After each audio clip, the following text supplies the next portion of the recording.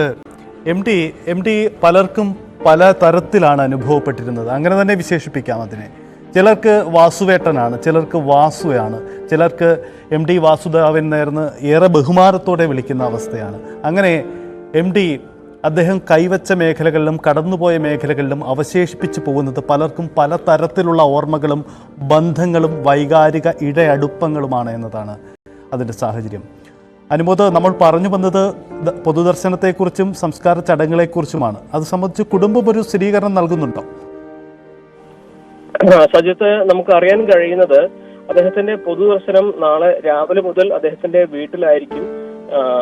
അതായത് ഈസ്റ്റ് നടക്കാവിലെ സിതാര എന്ന വീട്ടിലായിരിക്കും അദ്ദേഹത്തിന്റെ പൊതുദർശനം ഉണ്ടാവുക. വൈകുന്നേരം 5 മണിയോടെയാണ് അദ്ദേഹത്തിന്റെ സംസ്കാരം നിശ്ചയിച്ചിട്ടുള്ളത്. അത് കോഴിക്കോട് മാവൂർ റോഡ് ശ്മശാനത്തിലാകുമെന്നാണ് അറിയുന്നത്.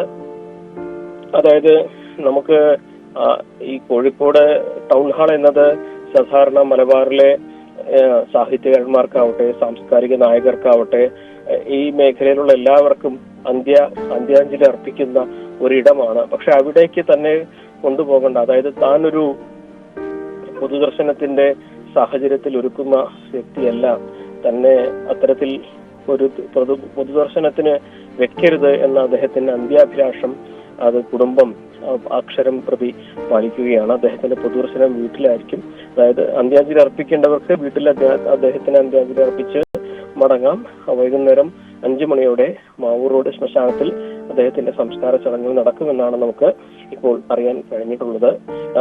അദ്ദേഹത്തിന്റെ ജീവിതത്തിൽ ഉടനീളം കാത്തുസൂക്ഷിച്ചിരുന്ന ഒരു വ്യത്യസ്തത, വേറിട്ട നിലപാടുകൾ, കാഴ്ചപ്പാടുകൾ, അതിന്റെ എല്ലാം തന്നെ ഒരു അവസാന ദൃഷ്ടാന്തമാണ് അദ്ദേഹം അവസാനമായി കുടുംബാംഗങ്ങൾക്ക് നൽകിയ നിർദ്ദേശം എന്നുകൂടി നമ്മൾ ഈ ഘട്ടത്തിൽ ചേർത്ത് പറയേണ്ടതുണ്ട്.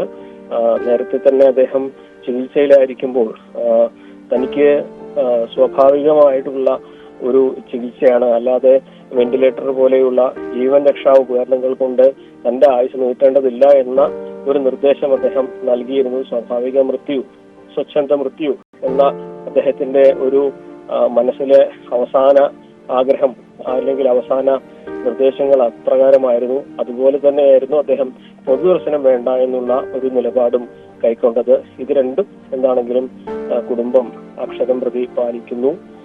നമുക്ക് അറിയാൻ കഴിയുന്നത് നാളെ രാവിലെ മുതൽ അദ്ദേഹത്തിന്റെ വീട്ടിൽ അദ്ദേഹത്തിനെ അവസാനമായി ഒരു നോക്ക് കാണുവാനുള്ള സാഹചര്യം ഉണ്ടായിരിക്കും.